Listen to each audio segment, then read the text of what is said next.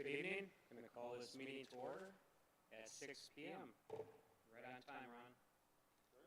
I'd like to welcome everybody, and just real quick, happy birthday, Julie. All right, if you'll join me with the Pledge of Allegiance.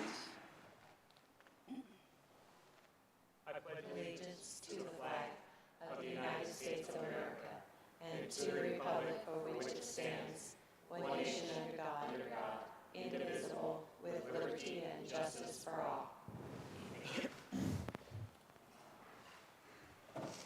And if we can get an adoption of the agenda, please. Yeah, I'll make a motion to adopt the agenda for the March 10th, 2022 as submitted. Second. All in favor? Aye. Opposed? And motion carries. Thank you. All right, our first item of business is a presentation on the Wickenburg Unified School District assessments by Mrs. Debbie Hodges. Good evening.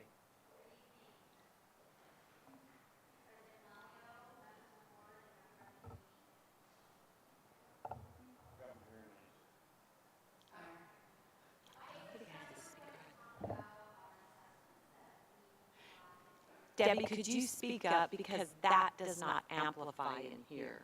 I think it's just recording. Okay, so use my teacher voice. All right, so tonight we're going to talk about the assessments that we use at Wickenburg Unified School District. And we're going to talk about the why we assess, what we assess, and when we assess. Okay?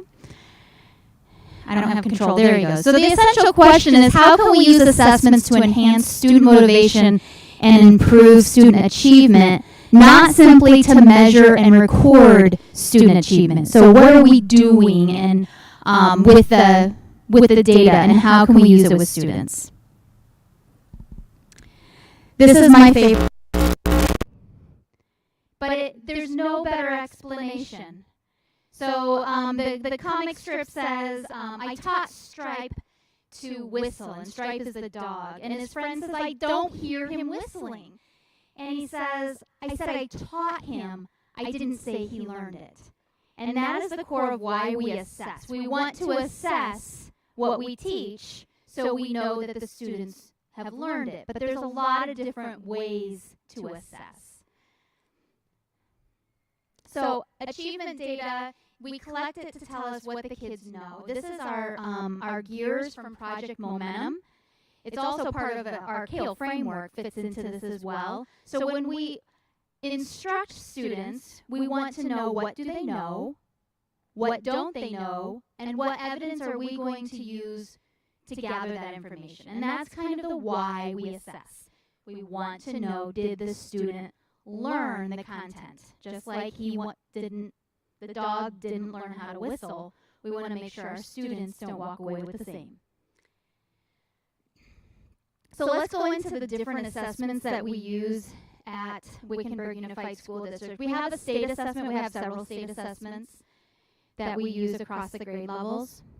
And the state assessments are typically administered one time a year, with the exception of our AZELA, which is our assessment for English language learners.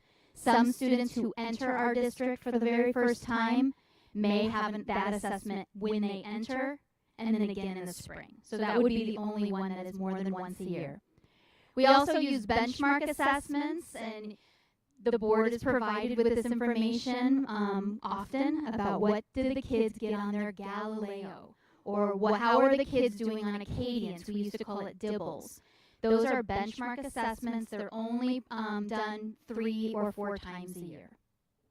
And then the rest of the assessments that Wickenburg uses are teacher-created assessments. Teachers would collaborate, and they would decide, what do we need to know about the students' learning to know that they have learned the content? So how are we going to gather that?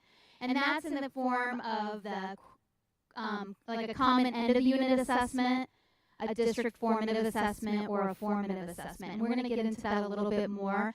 And those are going to identify students that need intervention. They need more time practicing and learning the content, or if a teacher needs to reteach, or if a teacher needs to just stop for the last 5 minutes and go back and go over what they just went over. So here's our state assessments. They're changing this year. Constant in education is change. So our 11th graders this year will take the ACT. This is the college entrance examination, and all of our 11th graders are taking it. So we are doing a lot of training, so we follow all of the protocol, and they will take it in English, math, reading, writing, and science. Then the ACT Aspire is more like we're used to with different content. It's kind of like a benchmark, I feel. I mean, it's not a benchmark, but it feels like a benchmark. Because it has English, math, it has the same things. English, math, reading, science, and writing. The difference between these two assessments and the assessments we've used in the past for our high school, these are timed. So every single section has a specific amount of time in which the students must complete it. And that hasn't been a state assessment for our students in the past at the high school level. Both of them are timed, yes. The ACT must be completed in one day. The ACT Aspire, you can split it up over several days. This year, the ACT Aspire, it will matter on our accountability, like our letter grades, only the percent tested because it's new, so they're not going to put proficiency towards our letter grades. So this year we're going to attempt to do the ACT Aspire in one day, but just so we're not using more instructional time, but we will probably in the future break that up over several days. Okay? So April 5th is a big day at the high school. We do not have AZ Merit or AZM2. It's now called AASA, Arizona Academic Standard Assessment. And that is the 3rd through 8th grade. It'll be reading, math, and writing. And from my understanding, it's very similar to the AZ Merit. It's just a different platform than we've used in the past. So the students should be very similar. The AZ Sci, or the Arizona Science Assessment, will be given in 5th, 8th, and 11th. This is only our second year doing it. Last year we didn't get our scores back. We took the assessment, but it was a field test, so we didn't receive scores. So this will be our first year seeing how our students perform on that assessment. And again, that's 5th, 8th, and 11th grade. And then, like I said, the AZELA, that's our English Language Learner Assessment. That's reading, writing, listening, and speaking. Students must pass that assessment in order to be exited from English Language Learner programs.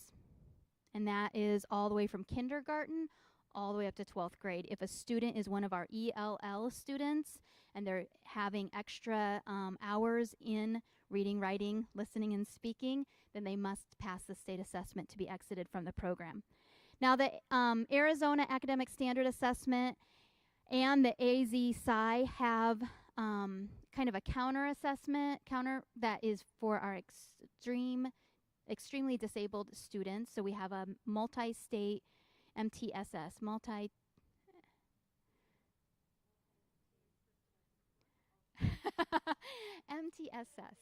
MSAA, alternative assessment. Thank you.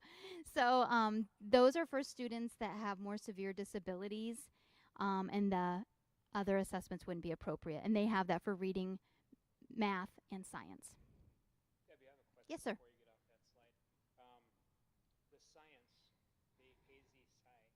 So they did that this last year. Did we not get scores back on purpose? Yes. Just a practice for the whole? Yes. Okay. So the state of Arizona has, in the last couple years, has been doing what they called standalone field tests. And the districts are administering the assessments, and the state is basically norming those assessments. But we as a district do not get the data back. This year we've had 3. We've completed 2 of the 3. One was an AZELA test, and that was administered in late fall.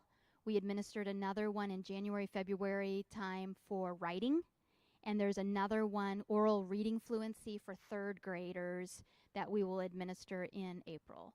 And those we anticipate like the writing test shifting based on the standalone field test, and then we anticipate the oral reading fluency assessment to be added to the AASA next year, where we'll get scores back. Okay.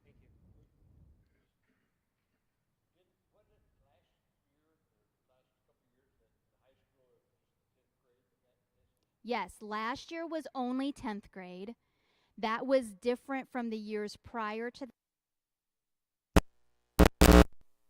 doing end of course assessments. So our high school students have seen, since Ames, the old Ames has gone away, they have seen quite a lot of shifting in assessments over the past several years. So ACT, I'm very excited about. Number one, I hope it sticks. Number two, I think it's very valuable for our 11th graders to be able to take an assessment that really, really matters to college entrants and their futures. Any other questions about state assessment? The window opens after spring break for the science, and then it's basically open for the rest of the assessments in April. So that's our testing window. Benchmark, our Galileo.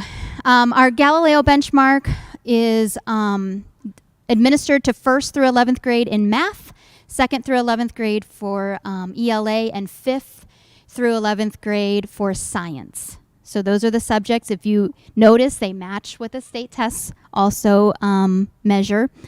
And these tests are useful to our teachers because they help them determine student mastery on specific standards. Galileo has a lot of different reports that we can pull from different levels. We can pull high-level data all the way down to this student has mastery on these specific standards and doesn't on these specific standards. It also measures very closely, and it's predictive of the state assessment. We pulled it's called a forecast report. It is anywhere, when I pull all of the assessments, it's anywhere from 70 to 100% correlation with the AZ merit, or the AZM2 that we delivered last year. So that's the correlation. So it's very high correlation. And most of the time, not always, but most of the time, it's a student that on a benchmark, they didn't meet the standard, but when it came to the state test, they did. That's most of the time why it's off in correlation. So go back a second. We administer a pre-test. We used to call it pre-test. Now we're calling it benchmark 1. We do that as soon as the students arrive. It gives the teachers some data on what standards they really need to focus on that year. In November, December, we do benchmark 2. And then again in January, February, we do benchmark 3. Between benchmark 3 and the state assessment in April, that's when we hit those interventions really heavy because, again, it's highly predictive and we can really see all the way down to the standards level what the students know and what they don't know. I have a question. Yes, ma'am. So I know we get a lot of students that come in later in the year or, after the first semester. Do we test them when they get here too, like when they start in our school district? Typically, no. There are some areas when we would assess them if a student came from an unaccredited school and they wanted, let's say they had algebra on their homeschool transcript, we would have to give them this type of an assessment to see did they really have a proficiency rate in that Algebra 1. We also use this assessment for advanced placement. So again, we had a student a few years ago, 8th grader, I take Algebra 1. Okay, so let's give you an assessment on Algebra 1 to see, on the 8th grade standards to see if you really do have those mastered so we can confidently pass you up to Algebra 1. And we use that again in the spring for our middle schoolers to see if they can advance place in math. But typically, no, we do not give them the benchmark. Oh, yes, ma'am. Do they ever come with their transcripts with test scores? With Galileo, if the student has tested on the system in the state, then yes, we can pull it from the Galileo system. Okay. These are the types of reports we get. You've seen some of them, I think. This is the growth report, so we can take a really high level look at specific classes and see, okay, how are our kids growing? Are they growing at the expected rate, below, or exceeding the expected rate of growth? This risk level is the one that's highly correlated to the state assessment. So if we feel a student is on course and in the blue, that means that they're likely going to pass the state assessment. If they're in the green, they are at low risk of not passing. Okay, so they're likely to pass the state assessment. And then again, in the moderate or high, basically what this means is if I'm in a high risk, I haven't met on any of the benchmarks or very few of the benchmarks throughout the year. So I might have met one benchmark, but not the others. So this will tell us that, okay, that student is likely not to pass on the state assessment because they have not passed any of the benchmarks. We also get proficiency rating like we do on on state assessments with minimally proficient, highly proficient, proficient partially. We get that type of scoring. And then we can, each one of these dots is an individual student, so we can see if they're a high achiever, high grower, or a low achiever, but they're a high grower. There's 4 quadrants there. The teachers can also pull reports all the way to, again, down to the student level. They can pull it at a class level to see how their students are doing on specific standards. And they can decide, okay, I've taught that standard. I can see how well my kids are performing. Okay. Yes, sir. On the chart there. Yes. The one in the upper left. I guess that's the kind of the legend at top, but it says, so not maintained, maintained, and exceeded. Is that, when it says maintained, what does that mean? Maintaining growth. So, for example, if I have benchmark 1 and benchmark 2, the Galileo system has measured the students should grow X amount every single day. Okay, so whenever day I administered benchmark 2, then we measure each student's growth and see if they have met that average growth that they should be meeting every single So between that would be benchmarks. maintained if Yes. they met what was expected. So this would be a classroom has maintained expected growth. If it's a blue, that means that classroom exceeded the expected growth between one benchmark and the next benchmark. Okay. Actually, those things kind of, that'd be a good chart to go with it. It's very high What level. we get in the reports, because the Galileo we get, it's like percentage, done this, done that, but I mean, that tells us how many students in those Right. categories, but it doesn't say that they've actually Grown. done. Yes. They have grown, and you can't tell it by that. So basically, Galileo gives you 2 measures. It gives you proficiency. Are they passing the standards? And this is a quadrant. Are they passing the standards? So all these students up here are passing the expected standards. If you look this way, these students are showing their growth. So your red line is where they should be growing and then moving up. Okay? We only, this chart we only get when we do a benchmark through Galileo. So it comes, and we have to have 2 data points to get it. On the chart on the upper right, the one that has the blue, green, yellow, and red. Yes. So when you look at this, then are these students that are in the yellow and the red given extra help? Absolutely. Because now we've identified the fact that Yes. they're not going to pass these tests. Yes. So, for example, going back to the timing of our test, we worked with our Project Momentum Oversight, and they really wanted us to push our assessment. Our assessment that we were doing, the 3rd benchmark, was in March, and they really wanted us to push that back to that January, February timeframe. So we had 6 to 8 weeks prior to the state assessment to take that data, analyze it, group our students, make our plans, and start moving them forward. So the last professional development that we had, that was a big key. It was looking at the data that we had just, that this test provided, and then determining what intervention strategies our specific grade levels were going to do based on the data that they saw. And I said the last PD, but I meant the one in February.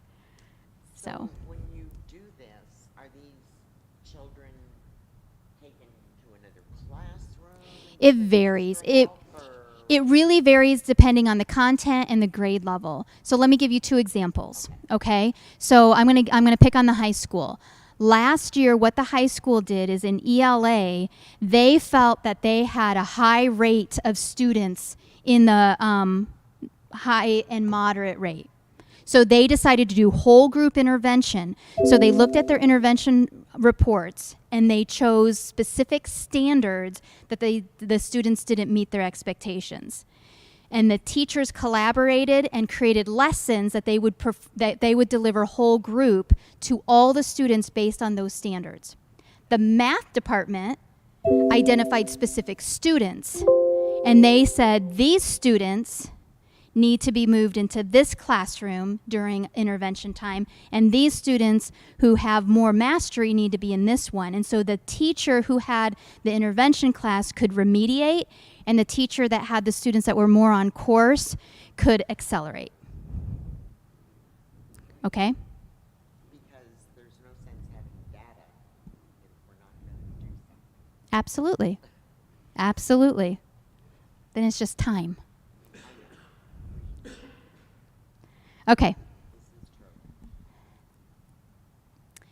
So our other benchmark is our Acadians. It's fluency data. It's basic skills. So reading, math, basic skills. These are 1 to 2 minute time tests, and we're trying to see how well the students can do these basic skills. So it could be a naming of letters, it could be reading at a specific rate, and there's a lot of research behind the fluency data that if the kids don't have what we call automaticity of basic skills, they'll struggle in more advanced skills. So if you're a math person, if you don't have your basic math facts when you get to algebra and you're still doing, stuck on your addition, subtraction, multiplication, and division, it's going to slow down the higher level thinking processes, okay? These are given 3 times a year, beginning, middle is December, and then in May at the end. And there's 3 categories. There's students that are a benchmark. There's students that are strategic. It means they're approaching benchmark, not quite there, and then we have our intensive students. And the students are grouped in our elementary schools and they receive interventions daily based on the groupings, okay? We are adding a new one next year because by law, we must do a dyslexia screener. So we're adding a new one. We actually tried it out on Hacienda. It's a K1 assessment, and it's called Rapid Automatized Naming, or RAN. And it's how well students can name colors, shapes, numbers, letters, and objects. And it's a predictor of reading difficulties, not a predictor necessarily of dyslexia, and we are not diagnosing dyslexia, but it's a predictor that the student has a processing difficulty. Okay, so by law, we will administer that to kindergarten and 1st grade next year. Again, it's a real 1-minute test, okay?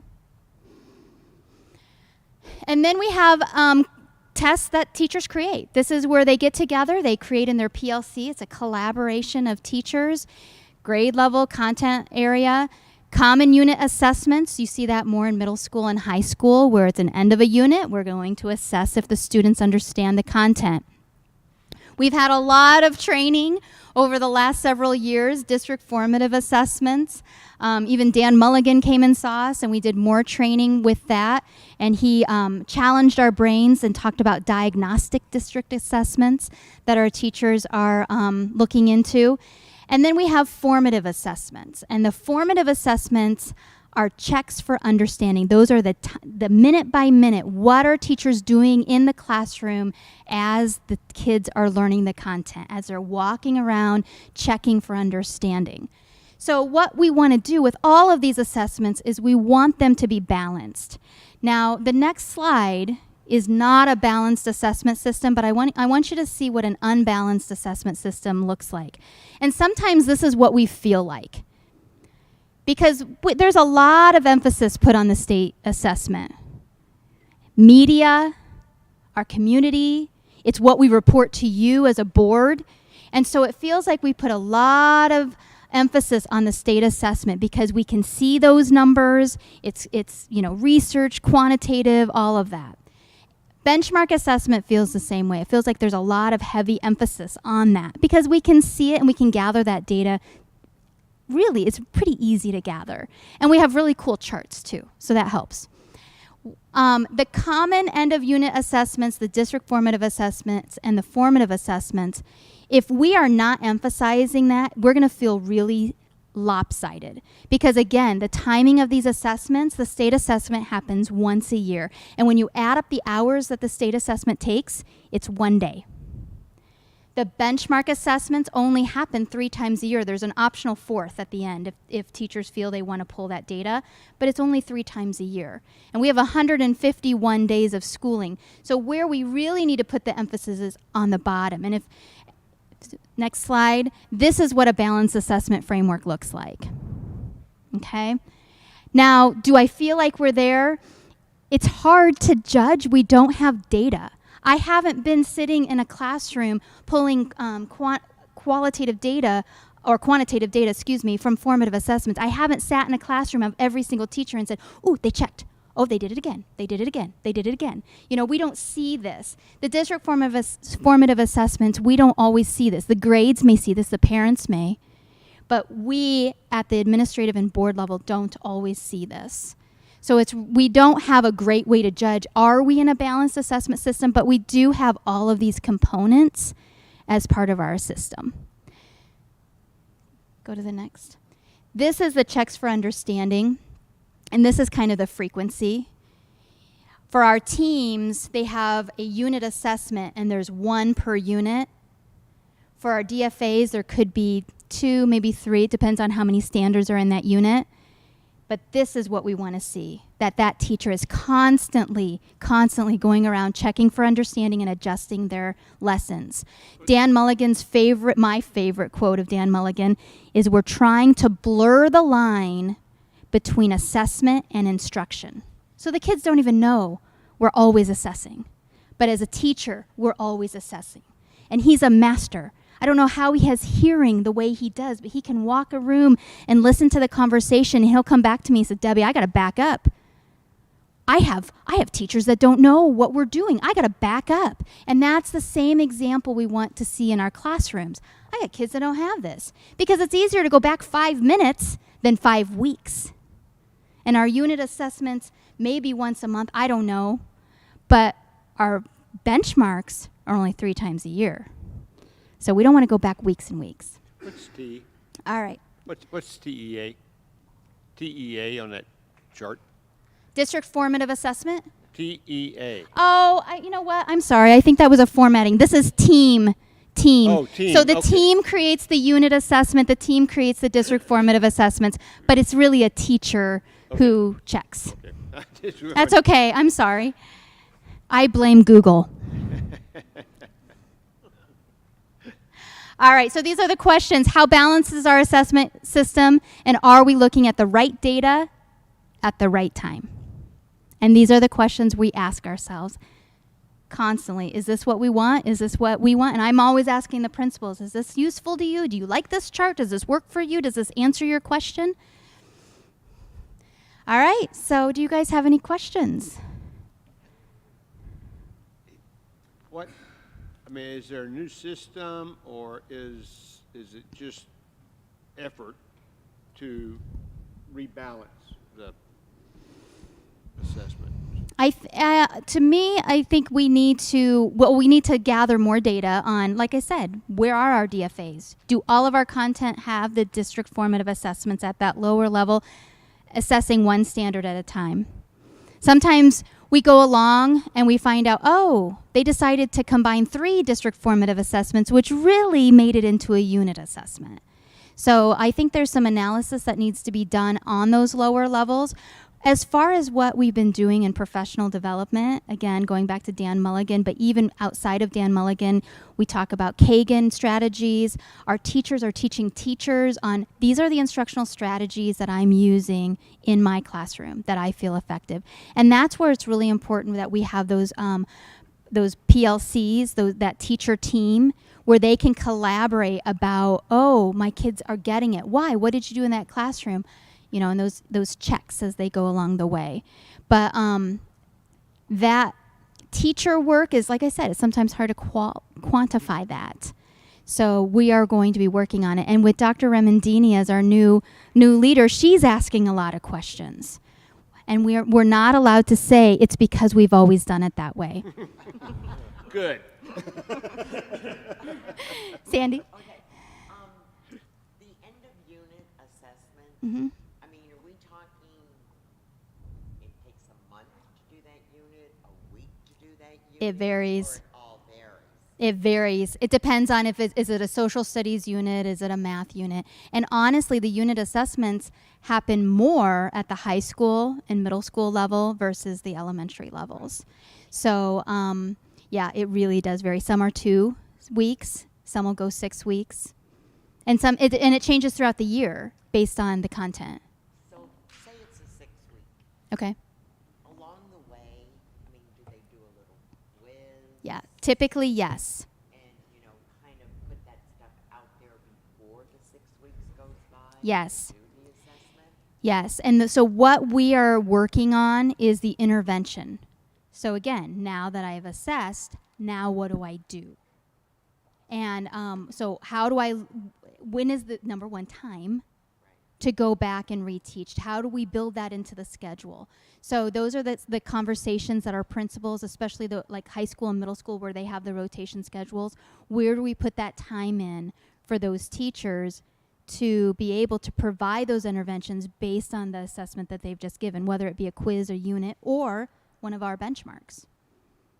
I have a couple questions. Yes. So for the Galileo data and the dashboards, do our teachers have access to that all Yes. the time? Yes, all the time. And can you tell like if they're using it or not using it? I can. And then for like the DFAs and the unit assessments, do we have a way for the teachers to be able to track that too at the student level? The teachers track it. Other than just, you know, writing it in a book or in a spreadsheet? Yeah, the teachers track it. We don't have a systematic way. So that's why we see, administrative and board, we see the top because there's a systematic way to look at that data. Yeah. Any other questions? Well, thank you guys so much. I appreciate it. Thanks, Debbie. Thank you. Thank you, because I now understand all that better.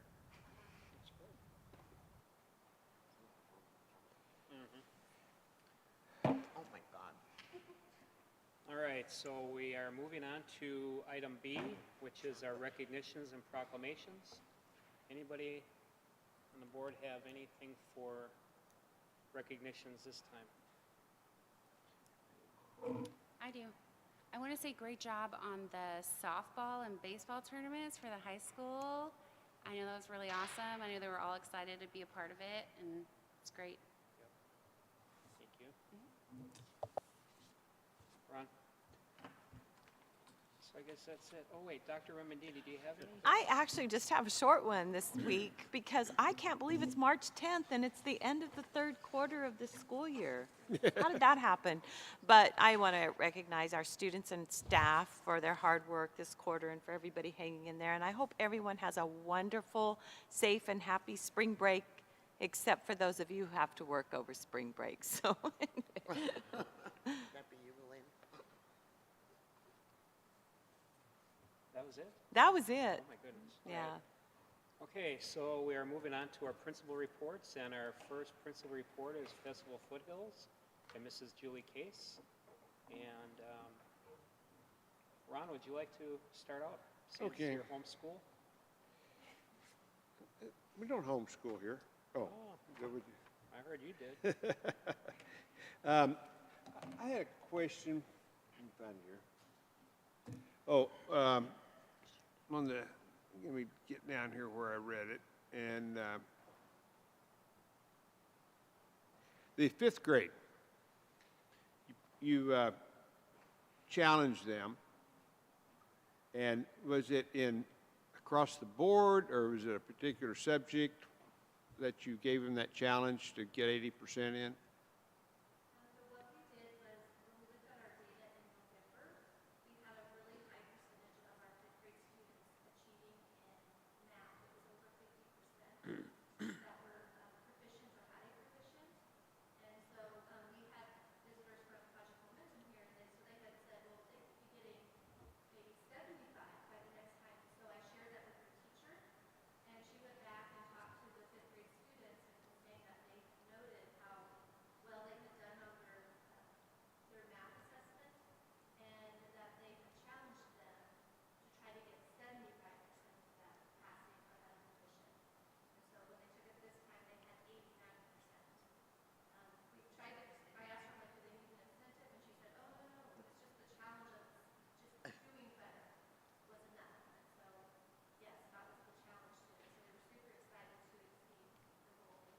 I guess, and looking at the percentages, let me get back to where that was. They also, that was in math. It looks like science they did quite well as also. Yes, they did very well in science as well. So giving them, just kind of giving the students a challenge was, got them motivated to work a little harder? That's good. That's good. Maybe do that to everybody. Yeah. Okay. That was really the only question I had on the report. Otherwise, yeah, good report on everything. Like all the pictures added in there and what have you. So good. Sandy?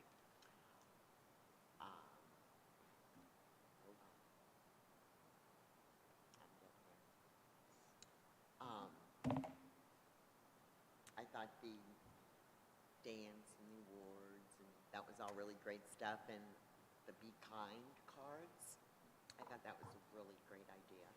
And was curious as to how many people were participating in that. The cards, the Be Kind. The Be Kind challenge. Mm-hmm. That is the whole school. And my only thing is on the future items down here, nowhere did it have our school board meeting on it. Yeah, but what? I couldn't hear you. Speak up. Oh. Oh, on the calendar, I see. There you go. Susan? Anything for Mrs. Case? No? Randy? I just had, kind of echoing what Sandy had said, you know, I like seeing the Be Kind to People project thing on there. Mention of the buddy bench, that was cool. You know, and really all three of the schools talking about their programs that are anti-bullying, the friendship, you know, things like that. Those are just so important right now with the students and everything. So glad that's going on, and good report. And the kids really did like the assembly. I talked with a few parents afterwards because I thought it was amazing, but I wanted to see what other people thought. I talked to some kids and they really enjoyed it. And then I did talk with like 3 different parents and asked them if their kids had come home and told them anything. So all 3 of them said that their kids, that's all they talked about. Wow, that's cool. They did enjoy it. And the group that came after they're done, they go to 2 classrooms and they actually try to get feedback from students to improve the assembly. So they this time they went to our went to combo class and did a survey with those students, and then they went to the 6th grade and they did a survey with them. Cool. Thank you, Julie.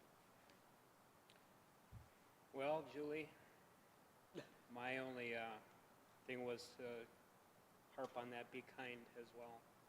I had the opportunity some years back to see that group come out to Vulture Peak Middle School. That was a long time ago, but it was such an enlightening thing to see.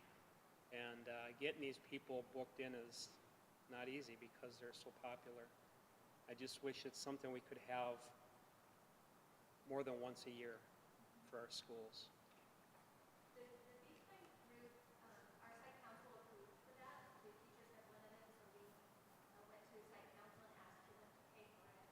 They do have other programs, like there's one that's about being healthy, but they have different programs you can do. And then with this group, they came out and they've offered to come out and do a day at our summer school.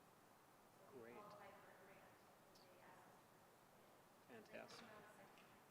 Good, very good. All right, other than that, great report, and appreciate it. Thanks, Julie.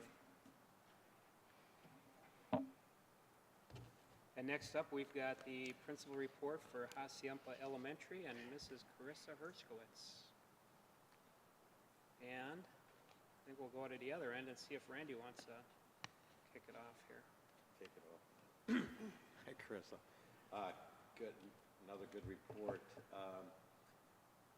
I like seeing that you had a member of the Wickenburg Art Club presenting the blue ribbons. I don't know if you've done that before or anything, but that was cool. That was really neat. I like that.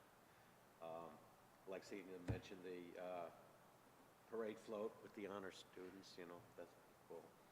And of course, again, like I mentioned earlier, all the schools like this.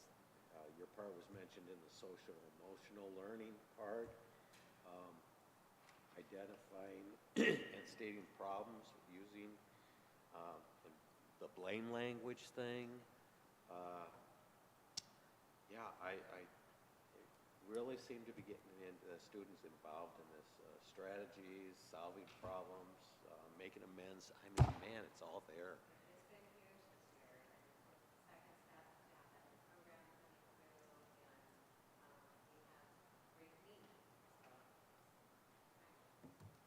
I'm very impressed with that. I like that. Thank you. Good report. Susan? Well, it's great to see you guys at the parade, as usual. I love that you guys do that float every year. Did you guys win anything this year? No. Oh, darn. I know. It was great. But no, I think it's a great report. Lots of good information. And if you didn't know, the book fair for the PTA is coming up. I'm very excited to go buy some bargain books. Riley's very excited to go buy some bargain books because, yeah, that's it. Great job. I think Randy covered mostly everything. And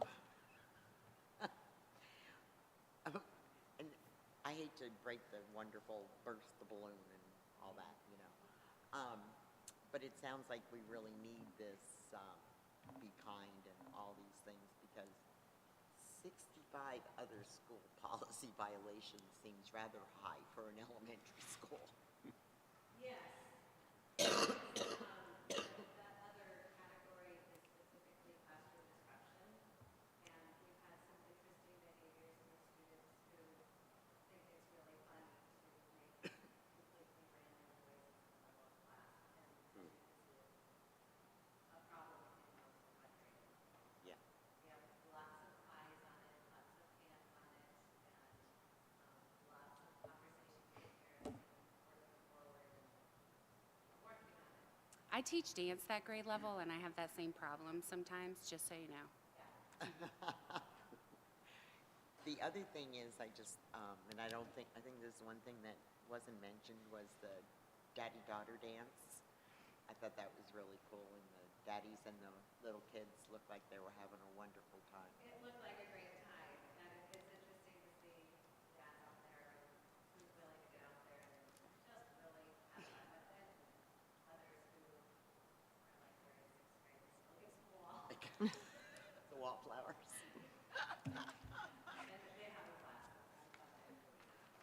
And so as to not just pick on Julie, our school board meeting wasn't on your agenda either. Oh, man. No, And it was she's the really, one that usually does. I know. No, it was really great. I second Randy, you know, anything we can do to teach kids to be kind, express their emotions in a healthy way, and I'm all for it. I think it's great. What I'm hoping is with Be Kind program and so is to look at it down the road and see if if there's less bullying, if people are kinder to each other, what kind of effect it's having with those kids. So something I kind of like down the road, kind of some answers to that. That was it. All right. I think it pretty much covered everything. I like the part with the science board there and your parade and all those different activities that you do besides just having a classroom. So It's been a busy quarter. yeah, looks like. Hopefully they had fun with it.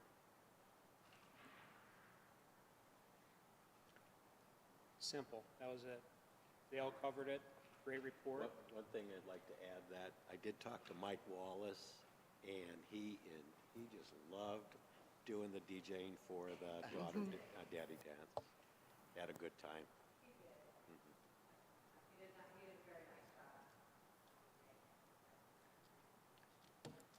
But thank you, very nice report.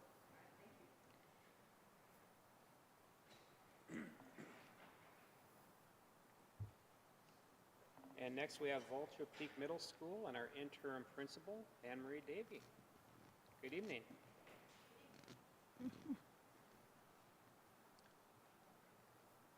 Sandy? Susan? Start with me. Band, I'm so excited about band. I had to mention it because I'm so excited about band because I was a band geek.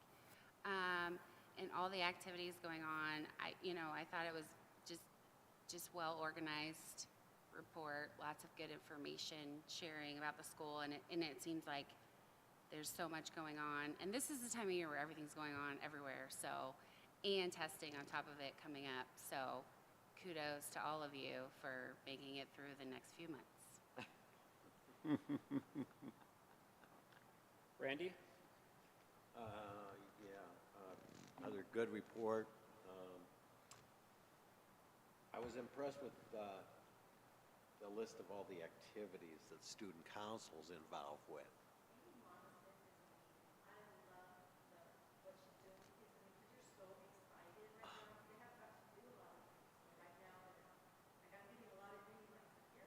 I want to go to Great Wolf Lodge. Can I volunteer? Yeah, I mean, even the other part, visiting the 4th and 5th grade students,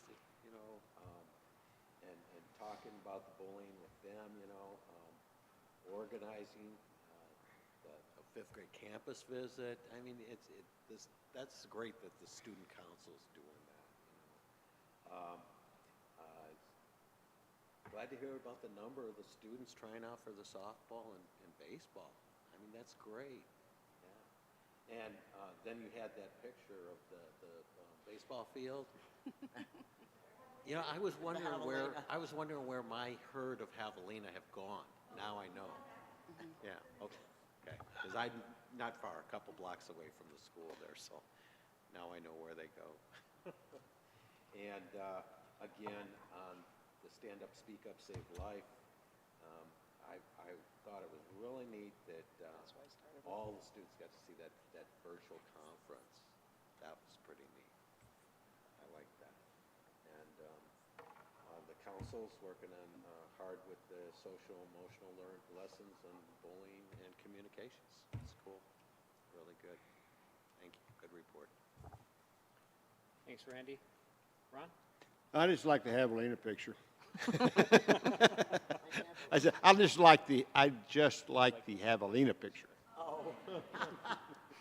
No, all the events on campus and everything, I think that's really great, and hopefully it helps students, gets them more excited about everything, and it bleeds over into the classroom. So, yep, that's all I have. I believe everybody has covered just about everything, but I was going to also say about the speak up, stand up, and save life. I think that is something that is very concerning. Kids are getting younger, and I think that's really, really important, just so that kids recognize maybe that their friend needs help, or someone not being afraid to speak up and say they need help. So, Speaking of that, why don't you speak up? Speak up, like you said. okay. But I just think that's really, really important, and I'm glad to see it's down in the younger grade, because I do think it's super important. And all the other good stuff, and I'm kind of like what Ron said, hopefully with all these activities going on, more kids will start participating, and it'll carry over to doing better in the classroom. I think with your green lights, I think that's really helping, being able to give the green lights and let them be kids again. May I? Sure, when you're finished. I'm finished.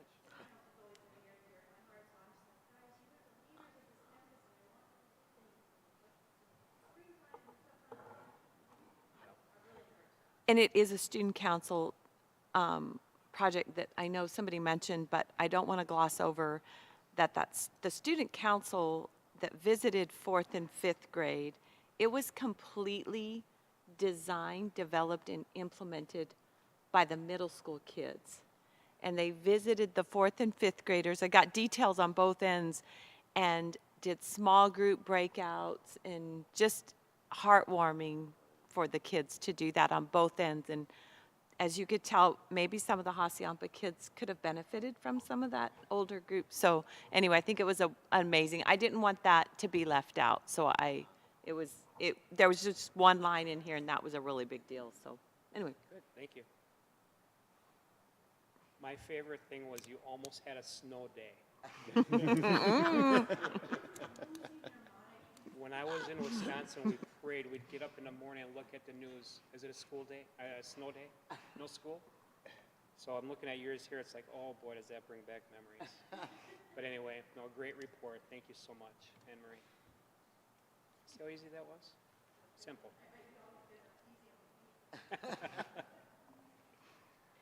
All right, so now we move on to our call to the public. And I actually have a public request here from Mr. What is that, Maloli? Chuck. I know, I know. Chuck wants to talk to us about food for the middle school students and the dress code.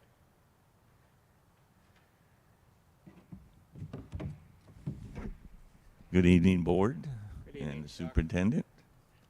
Just for the record, my name is Charles Maloli. I'm an employee of the Wickenburg School District. And my first thing is I'm representing my 8th grade middle school, mostly boys. And this is very serious. It might seem to you that it's trivia, but it's really not. They do not get enough to eat for their lunches. If you came and watched our 8th grade, especially the boys, eat their lunch when they go through the lunch line, I'll give you an example. If the elementary, the smaller kids get 5 chicken nuggets, the 8th grade boys might get 6 chicken nuggets. And if you look at their plate, and it's good food. It's filled with green peppers, it's filled with oranges. They love oranges to supplement their food because they don't get enough to eat. I was supposed to have 2 of my kids here today, but maybe their parents didn't let them want to come here. But they complain constantly about not enough to eat. So I told them, I think last week or sometime, I said, the board's going to meet here. I will carry your banner. If a couple of you will come with me, they didn't, but that to them, and I don't know how that happens, how much food kids get. That's above my pay grade, but there's really not enough to eat for the middle school kids. That's bottom line. They're always hungry. They come into my 8th grade algebra, their study hall time. You know what's the first thing out of their mouths? You got food? But that's it on the food, and I don't know where that goes from here, but Yeah, that's I know you can't talk to me about it, but I'd love to, but you'd love to. can't. We'll talk on the side. And the next thing, this is in our the handbook for our employees, the dress code. It is very, very vague. If you look at it, it says dress professionally for your position, I think. It is very vague. Doesn't say anything about shoes, doesn't say anything about leggings or anything like that. And when you walk into a building, 'cause I came out of the corporate world many years ago, the first impression is you look at your employees, how they're dressed. And I think that handbook is very, very vague. I think it should be updated and more pinpoint of what you can and what you cannot wear. Thank you for listening. And just to clarify for me, I don't know if everybody else caught it, that was strictly for the employees, that wasn't, not the Oh, not for the children's kids, no. Gotcha. Just Okay. the staff and the employees. Yeah. That's, No, Right. the kids, they have dress codes too, but that just, I think really it needs to be updated. I don't know if the high school was that vague or not, but it needs to be updated. Thank you. Thanks, Chuck. Appreciate it. You too. I don't really get one, but I'll enjoy it anyway. I'm on permanent break. Oh, gosh. I go win tomorrow. All right, so we are going to move along to our consent agenda. And who was going to read these? Did you guys decide?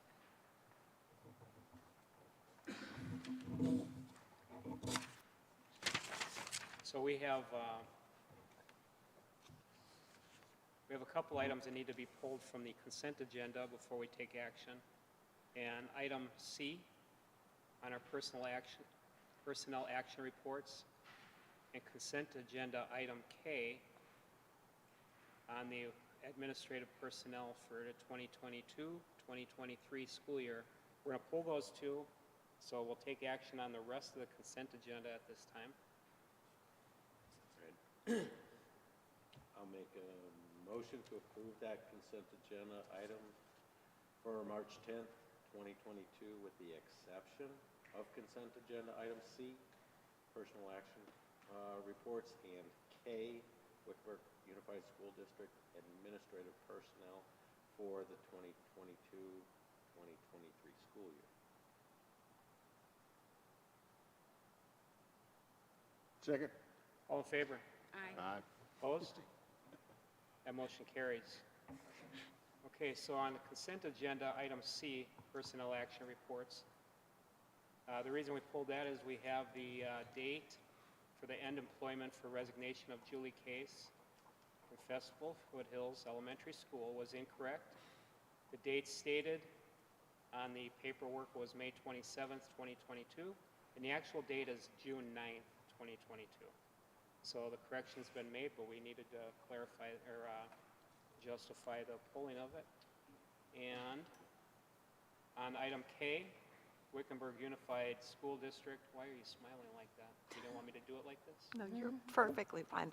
I have I'm the hand- horribly embarrassed by these slight Item K, missteps. Wickenburg Unified School District Administrative Personnel for the 2022-2023 school year.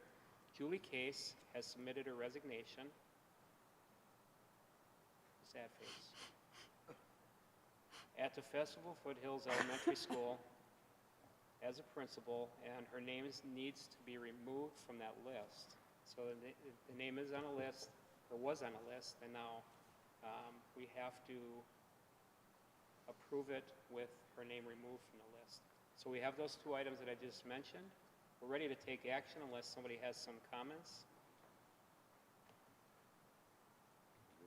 Do you have anything that you want to say? No, I apologize for the errors. Oh, that's okay. No more vacations.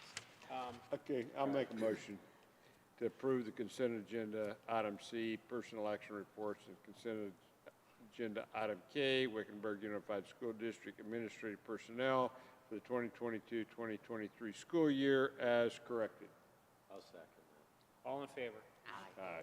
Opposed? That motion does carry. Thank you, Lynn. So much. All right, so now we move along to our action items. First action item is our financial reports presented by Mrs. Erin Johnson. And I guess you can start. All right, good evening, thank you. Well, you've got your graphs in front of you, and you can see that we are still trending very well this year. A little bit below where we would be projected. I still contribute some of that to the ESSER funds that we've been able to move some of our expenses to. Also, unfortunately, we haven't had all of our positions filled all year, so of course, you know, that's one of those balancing things where, of course, we want our positions filled, but it does help our bottom line. So you can see that we still have plenty left for the remainder of the year, which is good with costs of things going up. I expect our fuel prices, for example, are going to skyrocket just to move our buses around for kids coming and going from school, as well as athletic events and field trips.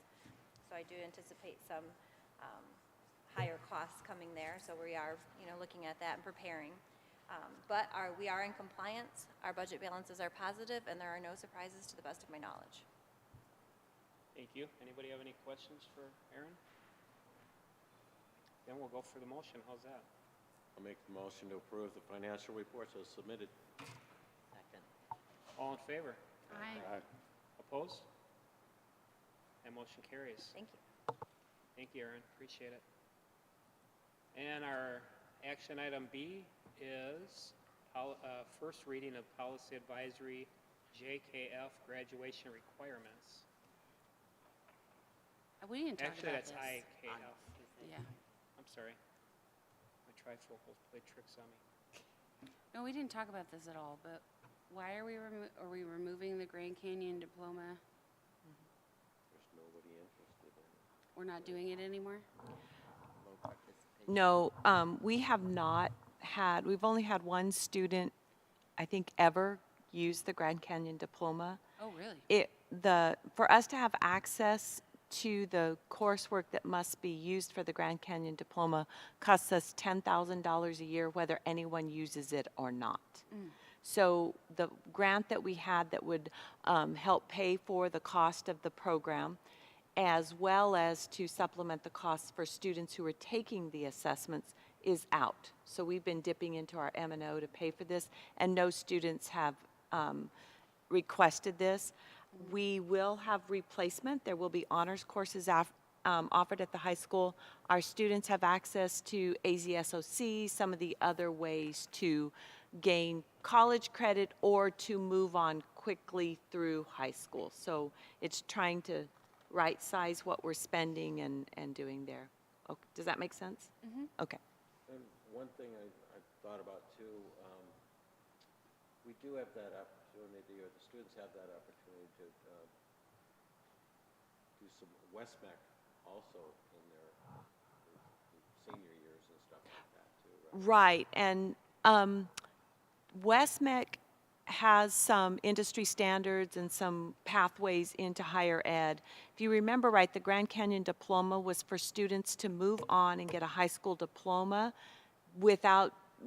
by testing and proving proficiency without the seat time.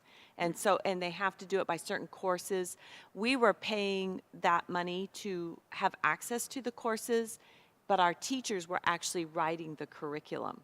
So some of our best teachers at the high school were writing what they were teaching, and we were teaching the courses. It's just nobody was using them for what it was for.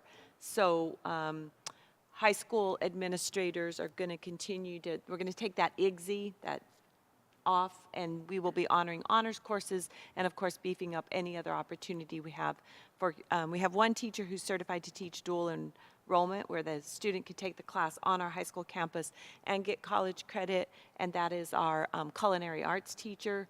So working towards getting more teachers certified to do that at the collegiate level so our kids can have some dual enrollment. We do have some AP classes, advanced placement, and some of our students take advantage of those as well. So there's opportunities for our students to have access to higher standard, more challenging courses than this. Is there, how about the AP, is there a cost? There is a cost. associated with that? There is a cost, and we have grants and ways to pay for that. Some of the trouble with AP, and it's perfectly great for some students, the problem with the advanced placement is if they don't pass the test, they don't get the credit, right? So it is really that high-level student, whereas opposed to some of the other ways, dual enrollment, the student gets there's no end-of-year high-stakes course. They take the coursework like a college course, and they get their college credit as well. So there's some advantages to both. All righty, thank you for that. So item 6 is our executive session. And so going to have to get a motion to slide into executive session. I move we go into an executive session. Sandy made a motion to go into Oh. executive session. I make the motion to move into an executive session. I'll second. All in favor? Aye. Opposed? The motion carries. We'll take 5 so people can gather